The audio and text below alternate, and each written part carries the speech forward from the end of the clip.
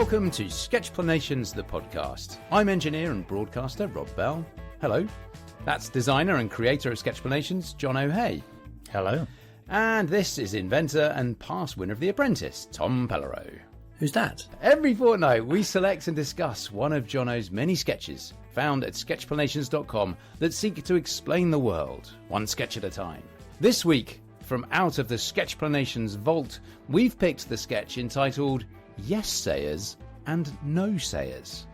Intriguing. Which are you? Is one better than the other? Does it depend on factors? Brackets general. You should be able to see the sketch as the artwork for the episode on your podcast players now, and I'll include a link to it in the show notes down below so you can see it in its full glory at sketchplanations.com. And if you want to correspond with us about this or any of the topics we cover in the series, please send your emails to hello@sketchplanations.com. Thank you, Tommy. Right then, Jono. Yes-sayers and no-sayers, as in people who tend to say yes and people who tend to say no, right? Yeah, maybe there should be some hyphens in there. I'm not sure.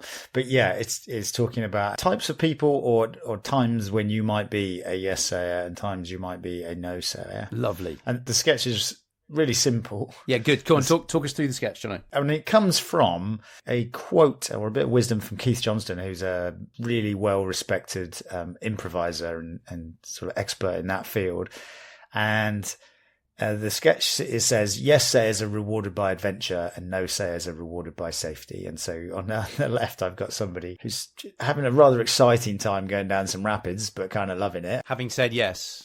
Who said yes. Yeah, sorry. And then on the right, we've got somebody who said no, who's really enjoying being sat in a chair, reading a book with a picture on the wall of a person in a kayak going down a river, but not doing it themselves. And they're rewarded by safety.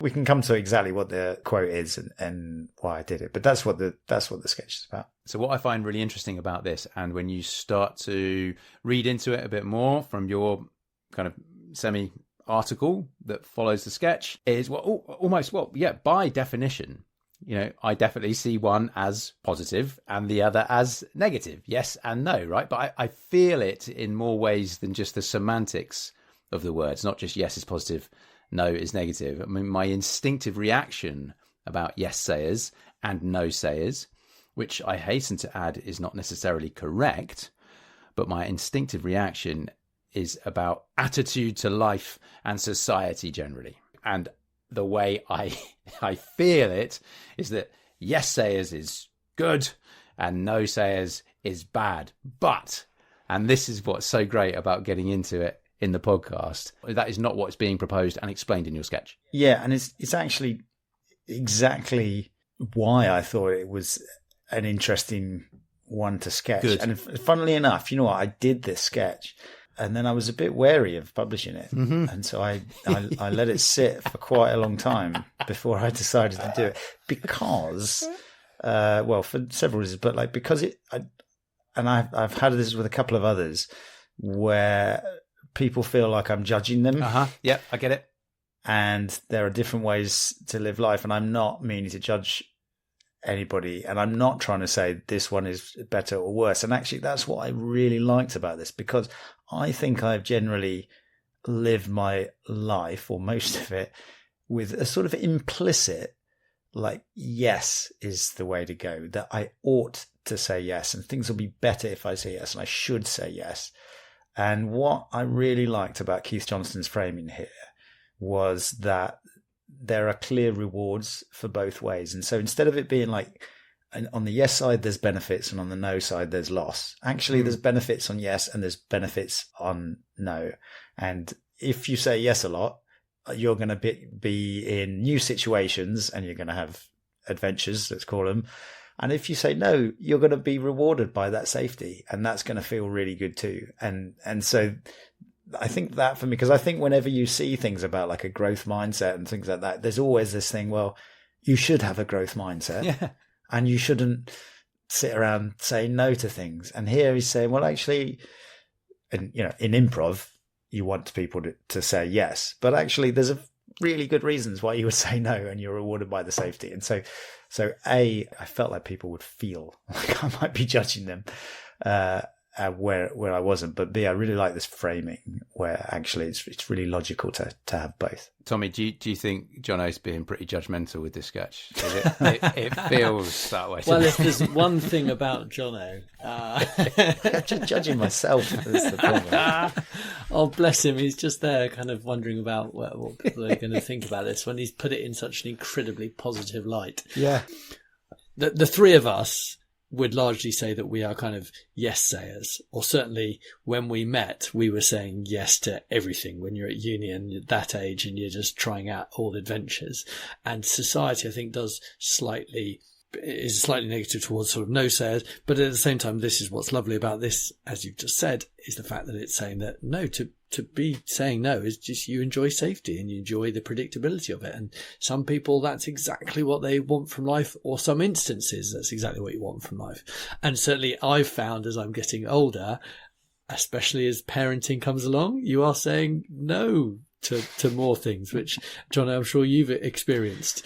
But also having that kind of yes saying is very nice, and where I spent most of my life, certainly. Wouldn't everybody like to think of themselves as a yes sayer? I don't just say that flippantly. That is a genuine question. Because, as you said, Tommy, society tends to look more favourably, in a very general sense, on what we deem as yes sayers. I feel like the majority of my friends and my close network are yes sayers.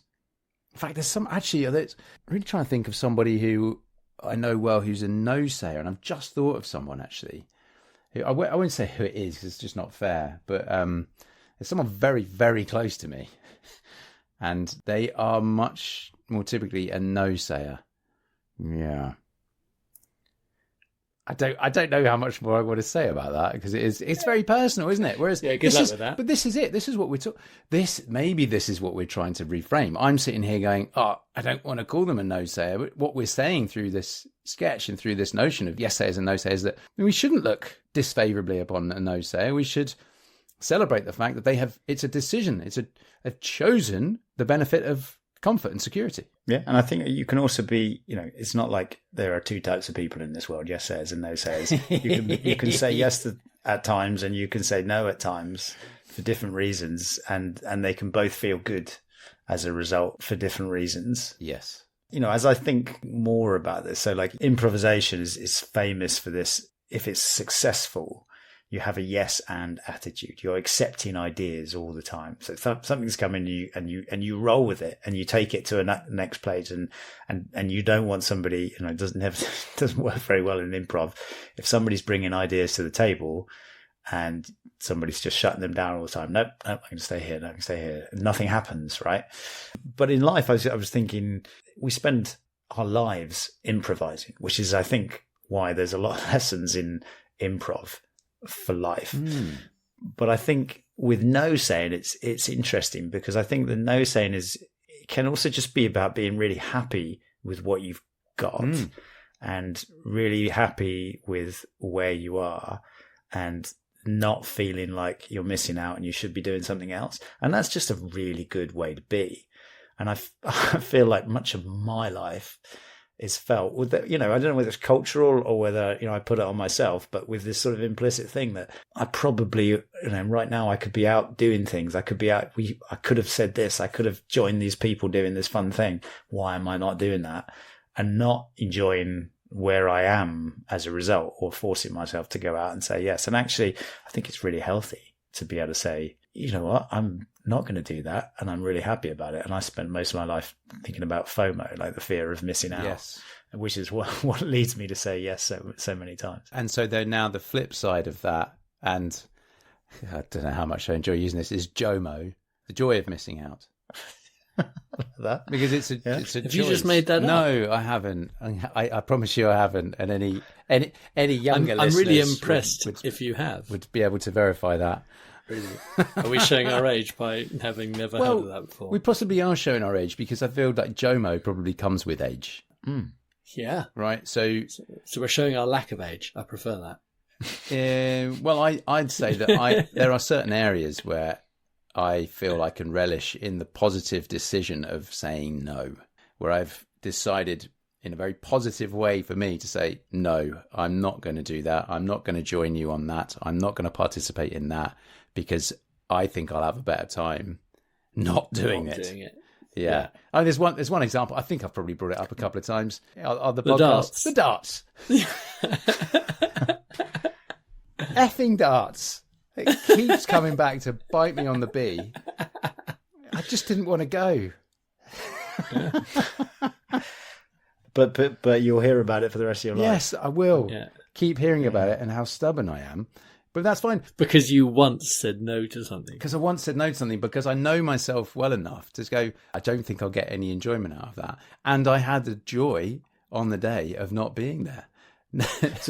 So to be clear, this was a lot of people were going to the darts and you said, no, I'm not going to go to the darts. Yeah, I'm not going to join you on this occasion. I don't feel like I'll enjoy it very much. Yeah, and obviously I am, one of Britain's most renowned #top lads and want to get involved.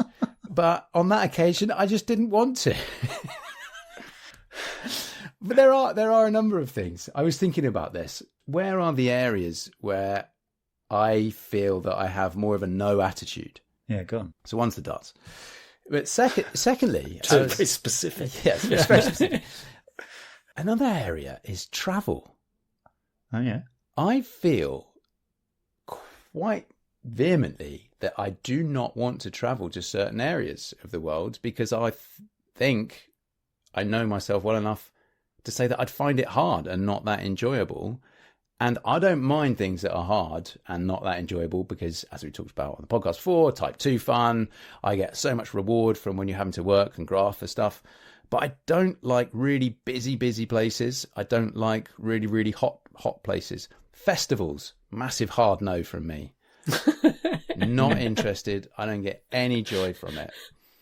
Brilliant. So I hope we spend the rest of the hour just going through Rob's hard nose. That's I couldn't think up that many more, but I feel like they're really good examples for me where I feel it's a really positive decision and very strong.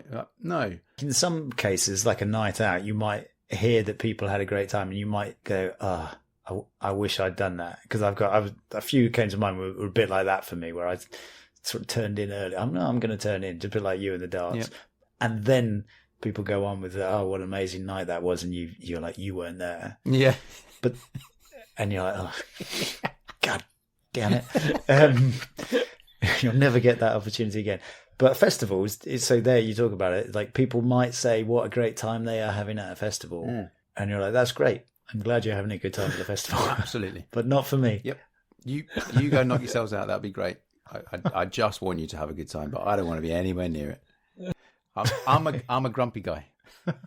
When I was thinking about this earlier, there were really clear examples for me where I feel very happy saying no because of the comfort that affords me in those situations, which is exactly what your sketch portrays. What about like they're more like internal yes says, no saying decisions. So if you're like a mixer or a networking event, I feel like I probably ought to go and meet some people. Yes. And yet I know that it's a bit easier to like make up some excuse and go, I should just check my phone, or I should go to the bathroom, or I could grab a drink, or I'll step outside for a minute. And then you miss those opportunities. And I would be very comfortable doing all of those things. And I'd be less comfortable just walking up and introducing myself.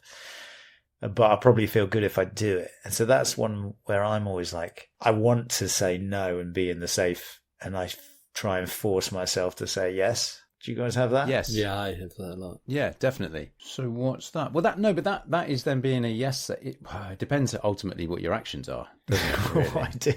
What I do. Yeah. Because the yes, sometimes it's an easy yes because your body and your soul and your emotions just have this compulsion to be, yes, I want to go and do that. Other yeses are more difficult, and they're the ones that perhaps you get a bit more reward from because it's, I'm getting out of my comfort zone to go and do this, but I'm saying yes to it.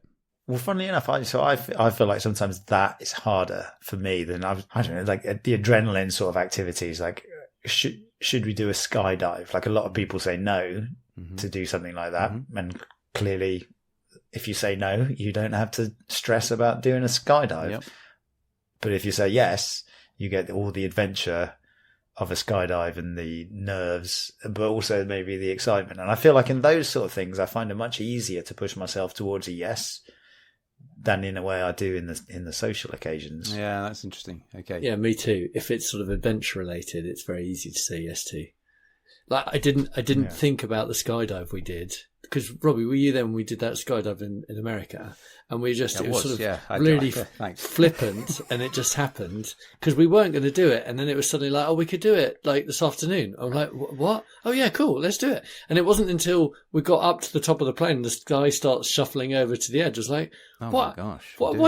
Why did I sign up to this? Yeah. And then you jump, and it's really, really cool. And it was an incredible view across South California.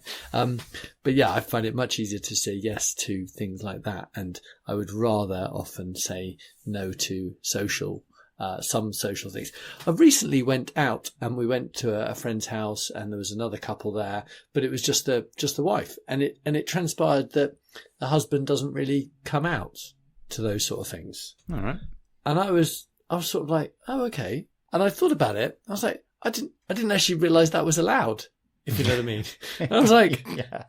He's kind of quite jealous for a second. I was like, so hang on, he's at home having a beer with his feet up watching the telly. Oh, without the children really around. Nice. I'm like, what? Okay, well, I must try that. I would never get away with it. Yeah, let us know how that goes to me. Yeah. After this episode, Tom's saying no to everything. Yeah. Settled in at home, happy as Larry. I wonder if one of the differences, you're making a comparison there between saying yes to a physical adrenaline type activity versus the difficulty of saying yes to a social occasion, a social activity. Is that about the consequences? If the physical adventure seeking goes wrong, it's death. You don't have to deal with it. Yeah. If the social thing goes wrong, you've got the social awkwardness of it, which we covered in a podcast very recently. Yeah, which is far worse than death. Well, there you go. Is that it? Yeah, it's true. It's far worse than death. Oh dear, shouldn't joke about it. I was thinking back to the podcast episode we did with Brendan Leonard of Semirad, and we did about, I think it was finishing lines. Yes, it was, yeah. Get you over the start line. I don't know if he exactly said it, but it reminded me as I was thinking about this, the sort of thing he would say was, that you feel like in some vague way that forcing yourself to do things that you don't feel comfortable doing is going to improve you somehow. Yes, it's and righteous. It's worthy. Make you a better person. Yes. If I go and introduce myself to all these groups, I will be a better, stronger person afterwards. And I don't know if this is true or not. But I subscribe to that way of thinking. Don't you both?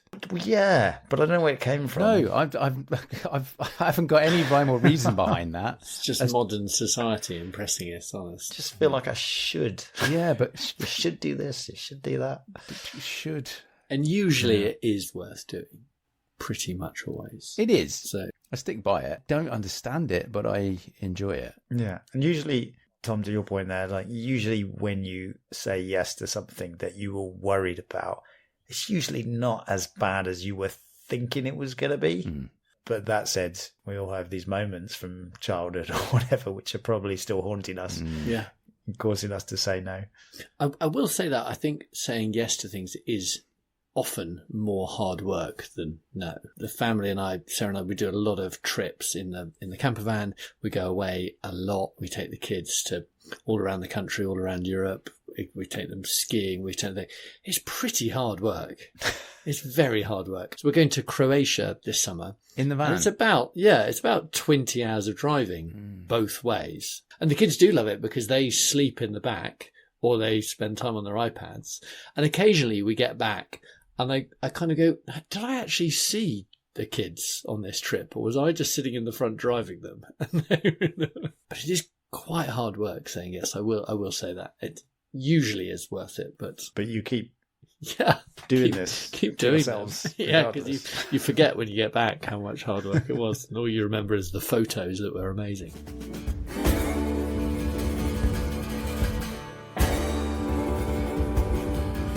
I was wondering about careers when it comes to a career. Yeah. I feel that there is an assumption that saying yes will help lead to success, but I reckon you could probably find biographies of, so-called highly functioning, successful people who have both put their success down to being yes sayers. I bet you could also find people who put their success down to being no sayers in a kind of assertiveness type way, and that has what's brought them their success. What do you think? What is? But if I were to ask you, in your career or in one's career generally, should you be a yes sayer or a no sayer? I feel the obvious answer is yes, right? I think it changes, and I am starting to learn, certainly in business, actually one of the most important things for us to do is to say no to an increasing amount of things. Right. Okay. Good. Yeah. And one of the most difficult things at the moment, we are just planning our next round of new products for next year. And one of the most difficult things is deciding which ones to not do. But I now know that that's really important. And it's horrible. It's definitely one of the worst things, because I kind of want to do everything, but you can't do everything if you just can't do everything. Rob, to your question, in terms of reading, I think generally you read stories of people who said yes to things because they become adventures, and that's sort of interesting to read. So you probably are fewer stories of people who said, no, I'm not going to start this company. You just don't read those, even if they had very happy, successful lives. They just don't get made into books so much. Yeah, good point. And, your career is not a controlled experiment ever. So if an opportunity comes your way and you said yes or you said no, you never know what would have actually happened if you'd have done the opposite. Yeah, it's a really good point, Jono. Yeah. Yeah. So I just think it's really difficult to tell. Like if you look at a successful person, you might think it's because they said yes to this, but who knows? Maybe it's all this thing like other people said yes to stuff and it didn't work out for them, but you didn't hear from them. So I always think it's difficult to say, difficult to tell. And there's obviously a lot of luck involved. I've been involved in a couple of startups, which clearly I could have said no to, because startups are generally sort of seen as risky, but they've worked out pretty well for me. But who knows? Like if I was done a few more, maybe it was just luck that they've worked out okay. So I just think it's really difficult to tell. And those are the macro decisions of your career. And then, Tom, to your point, I was thinking also in terms of focus, like obviously Keith Johnston was talking in the realm of improv. Yeah. And generally, I do think there's something about, like, it's nice to be with people who are willing to take ideas and expand on them rather than shut stuff down. Yeah. And if you want to do your very best work, you really do need to focus. And I think that's really important. And Tom, to your point about saying no to a lot of things, there was a really nice quote I saw from Johnny Ives again recently about what focus means. Hang on, Johnny Ives. So Johnny Ives was the design officer at Apple through all their sort of iMac and iPod and iPhone days, so one of the most successful designers ever, to be honest. He basically said he was driven a bit crazy about what people said about Steve Jobs, because he was rude or whatever, because they just weren't with him. And he said he was just tremendously focused. So Johnny said, what focus means is saying no to something that with every bone in your body you think is a phenomenal idea, and you wake up thinking about it, but you say no to it because you're focused on something else that's more important. And that's what you want to get done. And I think that's really hard to do in your life. Like in some ways, in business and that, it's easy to say yes, that's exciting, let's say yes, and then you're doing too many things, you don't do any of them very well. Yeah. And, part of the key in business is saying no so you can do the things that are really important. So yeah, I don't think there's a straight answer to, is yes or no good in your career or business particularly, but it's an interesting one to think about. Yeah. I think there is probably a surprising correlation in the fact that most people think that to be successful, you've got to say yes and you've got to take the risks and you've got to do the things. But I think, Rob, certainly Lord Sugar is quite no about things. Okay. More than maybe I think people might expect. I don't know if that's because he's sort of in his 70s, as it were. But my experience with him has been him saying no to either me doing things or to things happening. And I probably wasn't necessarily expecting that from such a successful person. But it is probably an incredibly powerful tool to know what you want to do and be really focused and say no to things. So that's not particularly helpful for our listeners, because we're saying you should definitely say yes and you should definitely say no. And it's all contextual. So good luck with your own journeys. That's why I did the sketch. I think that's great. Yeah. And I think it's really important to highlight some of these benefits of the no saying. It can protect your time and your energy and your mental well-being in certain cases as well. It can help you avoid burnout, allow you the focus that we're talking about, as well as maybe assertiveness as well. So, I mean, great benefits to no saying. Yeah, I'm thinking maybe, I didn't really do justice in the picture. Like, you have to sort of choose a scenario if you're going to draw a picture, but like, don't beat yourself up about the sketch, Jono, because it fits the quote perfectly about providing adventure and about providing safety. Yeah, it does. So there's that. Good. But adventure obviously can be interpreted in many, many different ways. I do have to say that it's much more fun hanging out with a yes sayer than a no sayer, right? Yeah, I think that's true. Because there's adventure.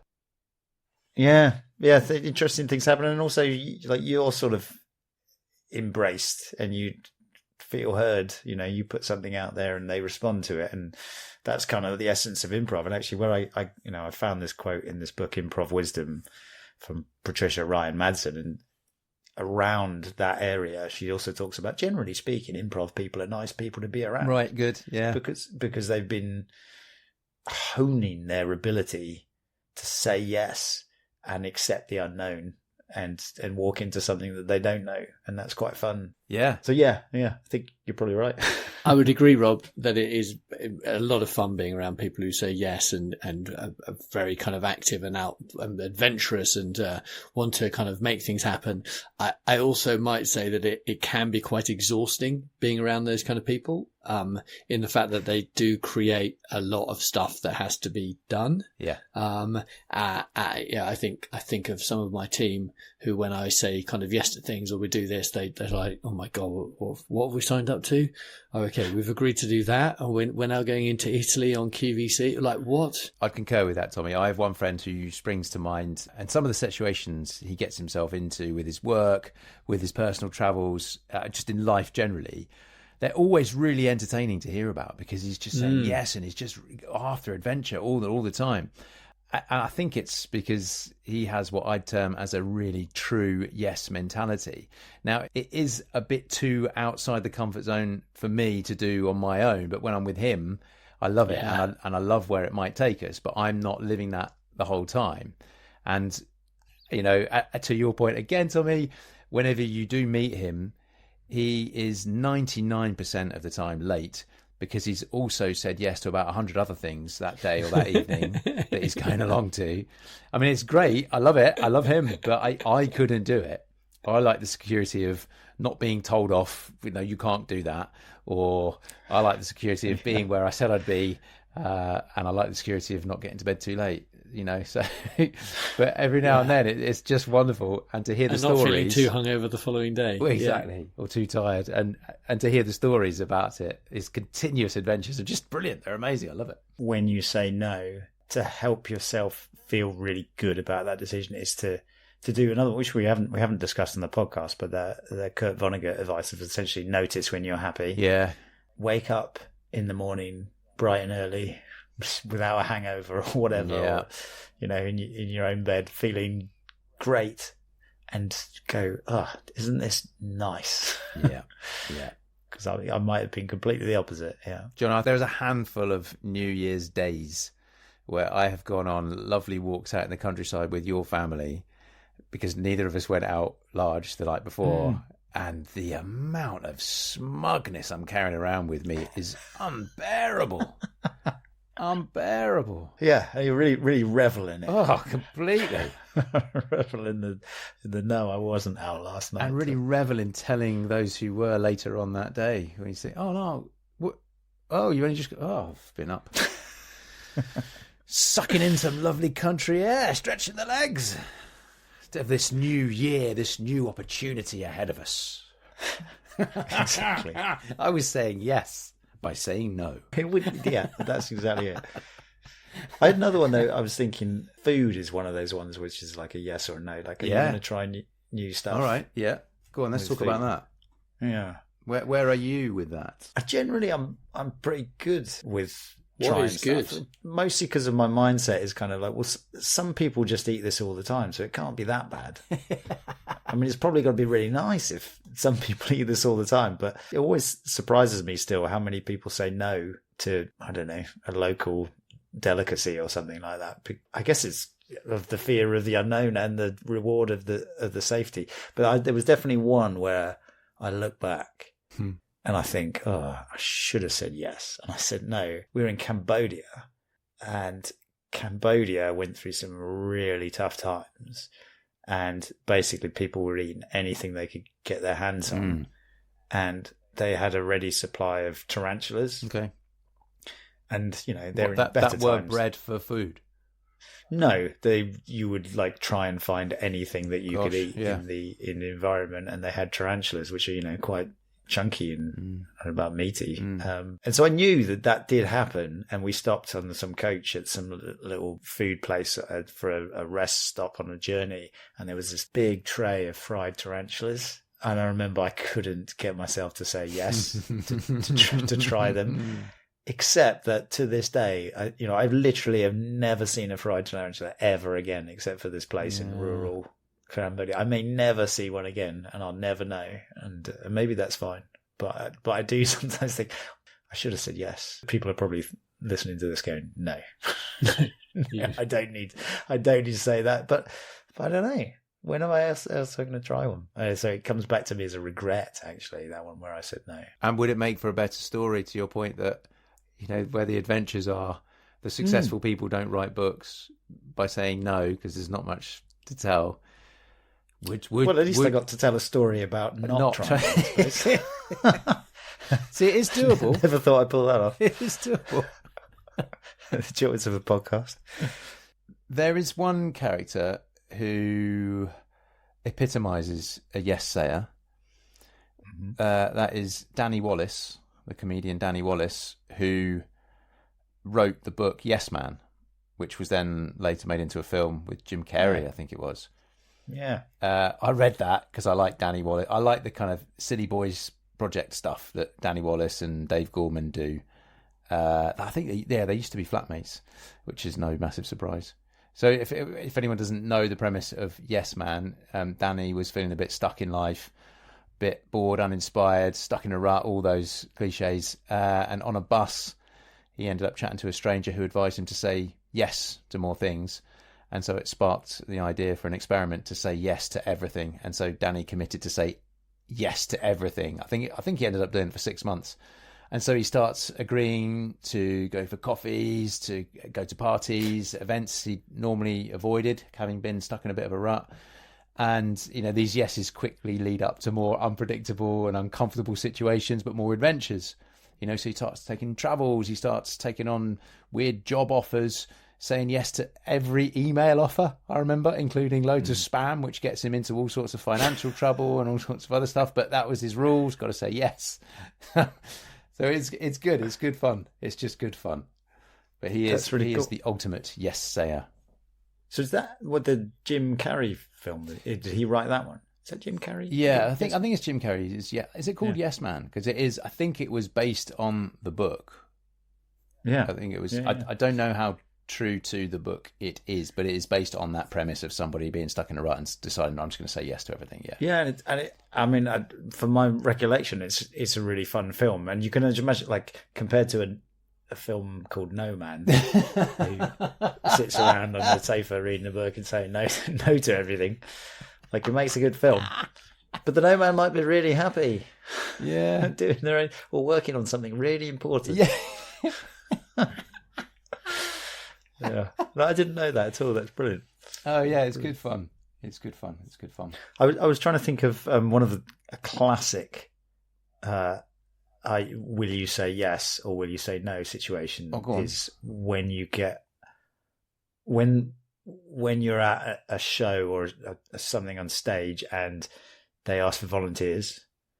So where do you guys stand for for that. It's like, do we have any volunteers for the audience? And everybody there is going, I could say yes, or I could say no. Or they're saying, please don't pick me. And some people are saying, please pick me. You know, I don't know. Where do you guys stand? That's a great question. My go-to is a no. That's my go-to. I don't necessarily like myself for that. You wish you were saying yes, but it's not in my control. Yeah. My kids are 100% yes in any opportunity like that. We went to a campsite recently, and there was a kind of Britain's Got Talent thing, and they were asking for, does anyone want to come and do stuff? And Jack was like, yeah, I'll do one of my card tricks. It's like, fair play to him. Wow, there is no way that I would have done that when I was that age. Can I make an observation that is blatantly clear to Jono and I, but possibly not, obviously not to you, Tommy? Yeah. I feel very strongly that your kids have got that from somewhere. And I feel strongly that out of the three of us, you would be the most likely to put your hand up and say yes in that volunteer situation. Jono, what do you think? Yeah, I'd look at you and go, yeah, go on, Tommy. Yeah. That's fair, potentially. And you do something really good. I mean that as a compliment, Tom, and I hope you take it. Thank you. I wasn't like that when I was young. Maybe not, but in the time that I've known you, I'd say of the three of us, you would definitely be the most willing. It's possibly true.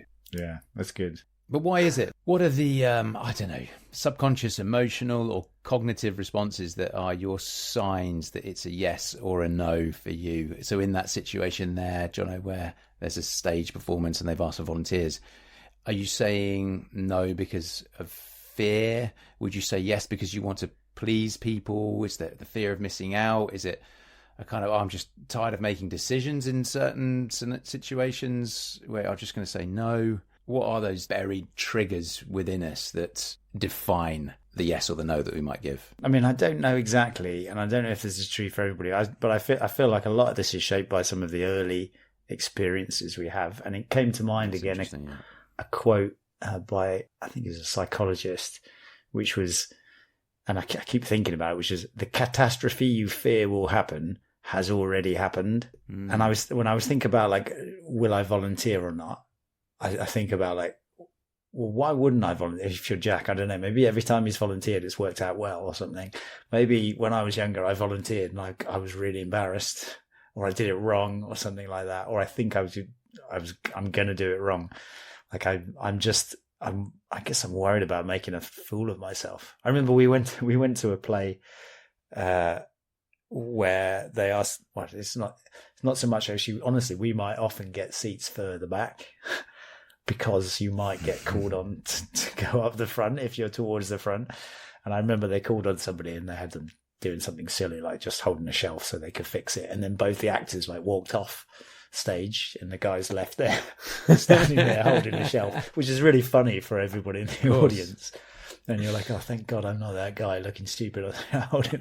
And those are the sorts of things that go through my head when I think of volunteer. But obviously he probably got a great story out of it. Yeah. It probably wasn't bad at all, and he's really fun being on stage. So what am I worried about? I don't know, but I am, apparently. You miss 100% of the opportunities you don't take. Yeah. That's it. Yeah. I was looking at some tools that might help make decisions, and John, I'm pretty sure you've done sketches on a few of them. I know some of them we've talked about in different podcast episodes previously. One was the Eisenhower matrix, so-called after US President Dwight D. Eisenhower, which is a simple 2x2 grid used to prioritize tasks based on urgency and importance, right? So is it urgent and important? Is it not urgent but important? Blah, blah. You can do the rest of it. So that's one way, I guess, of deciding a yes or no. Another one I read on was a philosophy by someone called Derek Sivers, called the hell yes or hell no philosophy. Do you know that one? Have you done a sketch on it? I think Derek Sivers might have been the one we discussed about the fast follower, or the first follower. It? Great, with the guy dancing in the field. Exactly. Brilliant. Yeah. Love that. Okay. Amazing. So if you don't feel that kind of guttural yes, this fills me with energy and excitement, then it's a no. Right. And just leave it to Tom. and vice versa. Yeah. And there were a number of others. There's like the 80-20 rule, an energy audit. Say yes to what gives you energy. Say no to what drains it. Very simple. Yeah. I like this, an opportunity cost assessment, where you'd ask yourself, well, what would I be giving up by saying yes? So it's what's the cost and what's the opportunity, and how do they balance each other out? The energy audit's a really interesting one, because I remember if you do something like the Myers-Briggs analysis, answer a bunch of questions, and it'll tell you some things about yourself. And one of them is whether you're sort of more introverted or more extroverted. And I remember learning that how to help decide was where you recharge. And if you're extroverted, you tend to recharge by being with people. Yep. And if you're introverted, you tend to recharge by being by yourself. And knowing that framing, because I think part of it, a little bit like the yes sayers, no sayers, was me thinking I'm a bit more on the introverted side, but I should be, and I wish I kind of was a bit more on the extroverted side. They seem to have more fun. Maybe they do more in life because they're out doing things, whereas I'm saying no and I'm being at home by myself or whatever. But actually, I realized that those times when I say no, and or like I'm traveling by myself, I get it when I'm traveling by myself. I really enjoy that time, and I think a lot of people do. But I'm actually full of like ideas and energy in that time. It's not like I'm like just relaxed. I actually am energized by that, and I think other people are the opposite. They might be energized by being with people instead of without. And I think that maybe it's interesting. I'd never made that connection between yes sayers and no sayers, but in some ways there probably is there. Like should I go out and because everybody else is going out? Well, some people maybe that's right for them, because that's how they're energized. Yeah. But actually for me, I'm going to be more energized if I stay in and work on my music or whatever, or have a nice time with family tonight. Yeah. That's going to energize me. So yeah, that's really interesting, I guess, framework for thinking about it as an energy audit. Lovely. Is there any other questions, any other related items people wanted to bring up on this topic of yes sayers and no sayers? I'll just say one thing, which is, as I was reflecting more on yes sayers and no sayers tonight, and that thing we talked about earlier about saying no sometimes helps you focus on the right yeses. Yep. I was thinking there's almost like the opposite of that, which for me, which is like procrastination. Where procrastination's not, I'm not doing anything. Procrastination's, I'm doing lots of things. They're just not the thing that I should be doing. So I was thinking that it looks like I'm saying yes to lots of things, but actually I'm saying no. That's interesting. Yeah. It's like, I know that I should be doing this. This is what I should be saying yes to, but that feels like it's unknown and adventurous. So I'm going to do all these other yeses where I feel comfortable and happy with them. And it looks like I'm saying yes, but actually I'm saying no. So that's procrastination for me. Jono, you've just described my day. I have a thing that is becoming increasingly urgent that needs writing, and I have a blank sheet. But I have today's the day. But I've got a really clear email inbox. yeah, brilliant. And there's no dirty laundry at the moment. That's all sorted. Yes to all that. That's a good point, Jono. Yeah, really nice point. I want to just try and summarize any takeaways for that. And the biggest takeaway for me is the takeaway of what the sketch poses at the front. It was such a moment of realization for me that no is not the bad. No is not the wrong. No can be a really positive experience. Yeah. And it was really quite comforting to go through examples of where I am a no sayer and to understand that that's me taking positive decisions towards that. But that realization was fantastic. And I'm so pleased we've talked about that in more detail on this podcast. All thanks to your sketch, Jono. For me, appreciating what you have when you say no. I feel like I spend a bit of my life with this fear of missing out, and I ought to say yes. And actually, one of the counters to that is just to be really happy with what you have and the way things are when you say no. And you might have missed out on this, but as long as you notice all the good things you have, and I just think that's a really healthy way to be. Yeah. Just be happy with what you've got. Lovely. Thank you, chaps. As always, a brilliantly interesting chat. Thank you both for saying yes a couple of years ago when I asked you if you'd be interested in doing a podcast together. As for the festivals coming up over the summer, it's still a hard no from me, and I will revel in that JOMO on that one. Thank you all for listening. Please continue to say yes to Sketchplanations, the podcast. And if you don't already, you can subscribe so you don't miss out on future episodes by heading along to podcast.sketchplanations.com/follow. We're going to be taking a short summer break for the next few weeks, but we'll be back with you in August, and we'll check in between now and then just to make sure you're all right, but it won't be a full episode. And so in that time, please do go well and stay well. Goodbye. Goodbye. See ya.